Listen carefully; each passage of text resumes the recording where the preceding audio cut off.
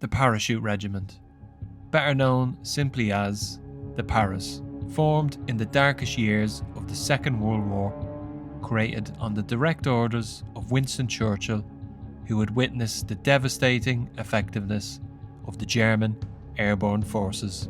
They are the elite airborne infantry unit of the British Army, a force designed to strike from above by deploying behind enemy lines to hold and capture objectives. Before a soldier earns the right to wear the coveted Maroon Beret, they must survive and pass one of the toughest selection courses in the army, P Company. I'm taking on one of P Company's most notorious tests, the 10 miler. 10 miles in full fighting kit with a 16 kilogram Bergen and a cut-off time of 1 hour 50 minutes. This test is designed for aspiring airborne soldiers to prove that they can move at speed from the DZ to an objective carrying all their vital kit and equipment. So, let's go see if a stinking civilian like myself with zero training can pass even one of P Company's tests.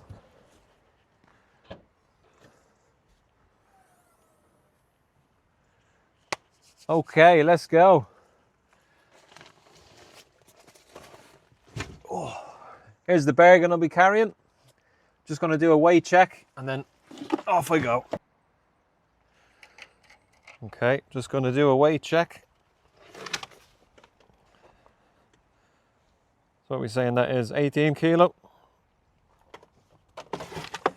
So that's the 16 kilo carrying weight plus the 2 kilo of water weight.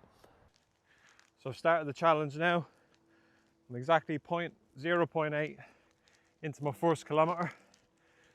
Total distance is 10 miles, which is about 16k. I've got 16 kilograms on my back. It's about 35 pounds for any Americans.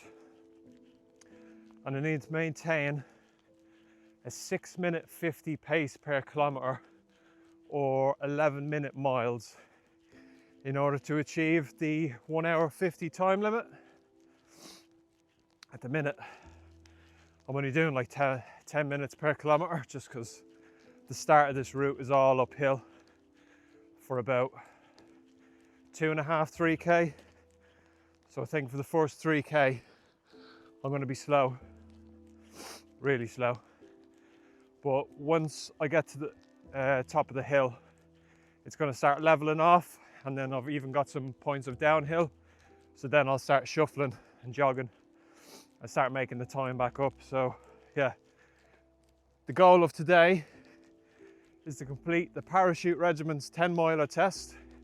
16 kilograms on your back, 16 kilometer distance with a 1 hour 50 time limit. So let's see if I can do it today. I look pretty fresh right now, but I reckon in about 4 or 5k I'm going to be red faced and sweating buckets.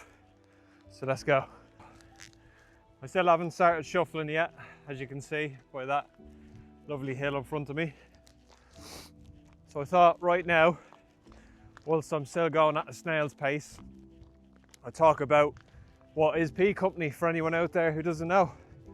So P Company, or Pegasus Company, is the test week of all aspiring airborne forces or soldiers must pass in order to receive their Maroon Beret and be accepted into 16 Air Assault Brigade, which is based throughout the country. I don't know where they are. And the 10 miler, in which what I'm doing today, is the first test conducted on a Tuesday or a Wednesday morning of test week. So the lads and the girls will do this 10 mile march in 1 hour 50, carrying all their gear in the morning, and then they'll have like another test. I think it's an obstacle course, might be the steeplechase or something like that in the afternoon. But this test is the first one they complete when they approach test week. So that's what I thought might be a cool challenge to do, and plus, why not? And P Company consists of 8 different tests conducted throughout a week-long period. So you start on like a Tuesday or a Wednesday, and then you have like the weekend, Saturday, Sunday to rest. And then I think you have like a 20 miler and a mill on the Tuesday. And then if successful, you get awarded with your Maroon Beret. Oh man, that hill knocked me out. My heart rate spiked to like nearly 170 there just by walking up that hill. But in the distance, I've got another big hill, but right now it's kind of flattened off. So what I'm going to do now is I'm going to start shuffling, maybe for half a kilometre, just to try and get that average speed down, which at the minute it's averaging at like 11 minutes per kilometre, which if I keep this pace, I'm going to fail. So I'm going to start shuffling now for about half a K, well, to the beginning of the next hill, just to try and get my average speed down.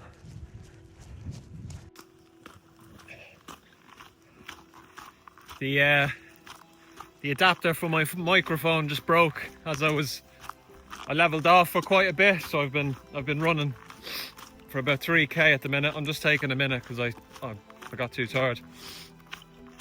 But, so the audio might be a bit shit now. And I just thought, while I take this, I'm just gonna tab it out for a kilometre just to catch my breath and get my heart rate down. And I just thought now would be a good time to talk about the history of the Parachute Regiment, which in the introductory to this video, I'm going to do like a brief history. But I just thought I'd talk about that the Parachute Regiment was formed at the height of World War II under the direct orders of Winston Churchill, because he was so impressed and also terrified of the paratroopers that the German military created. So I think it was Hitler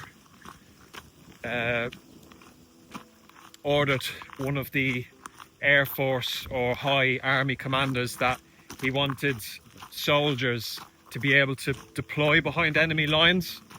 So they came up with the invention of, why don't we get soldiers to parachute out of planes behind the enemy lines to capture, demolish key infrastructure like bridges and other sorts of vital buildings like that, to which they did.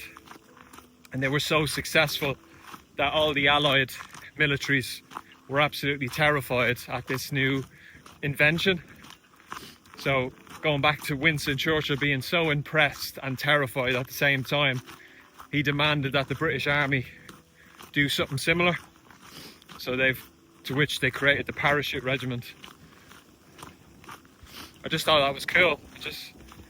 I love military history and knowledge, and the fact that it was like still to this day, it's not even 100 years old kind of tactics, and still to this day it's being used and trained for the event that, if ever needed, there's soldiers out there that can fly above like 10,000 feet in the air and jump out of like C-17 Hercules planes to deploy behind enemy lines. Like, how nerve-wracking is that? Like, you're jumping out of 10,000 feet, free falling on a parachute,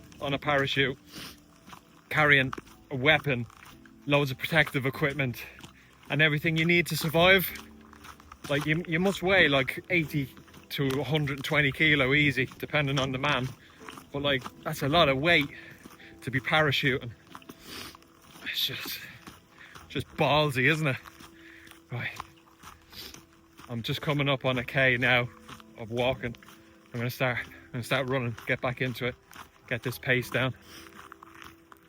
Another thing I want to point out is, when I was packing for this challenge, I wanted to pack as a soldier would. So in my bag, I've got like a weighted vest, which is 10 kilo. I've got a waterproof coat, a fleece, spare t-shirt, spare boxes, spare trousers, spare socks. And then I've got 6 litres of fluids, so that all that came to about 18 kilograms, just because I had to put in that amount of liquid, because I couldn't make up the weight with just normal stuff, but my plan was to pack as you would, like all the stuff you need. I've got food as well, but that weighs fuck all. But yeah, there's one area that you're allowed to ridicule me on.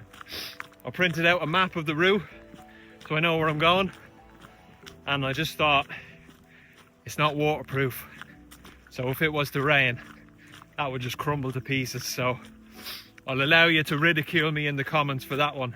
I deserve it, but I just want to make a point that I tried my best to pack as a parachute recruit would, with all the necessary kit you'd need, but I failed right here, and I'm man enough to admit that. So by all means, ridicule me as much as you want.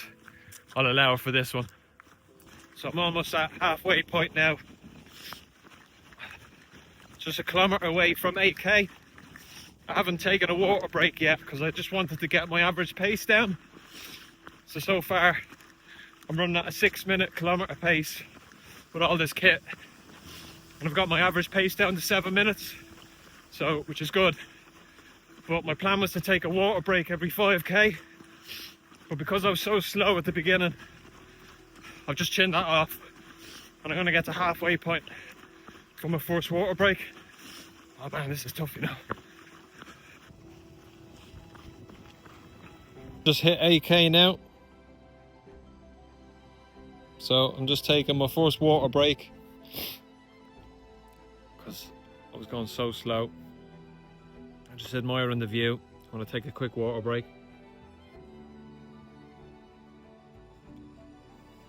And I thought as well, for the sake of the argument, I brought my scales with me just so I can show you. I'm being as fully transparent as I can. Same weight as I started off this challenge with. I'm at 11k. 30 minutes to go. I'm on 1 hour 20. So I've got 30 minutes to get 5k in. This is going to be close. I've just been running after. Oh man. I've just been running constantly since my 8k break. I'm in the home stretch now, so it's going to be close. If I can get it in that 1 hour 50, I'll be happy. But at this rate, it's going to be close. I'm running at about a 5-minute 50 pace, which is absolutely killing me with all this gear. I'm nearly there.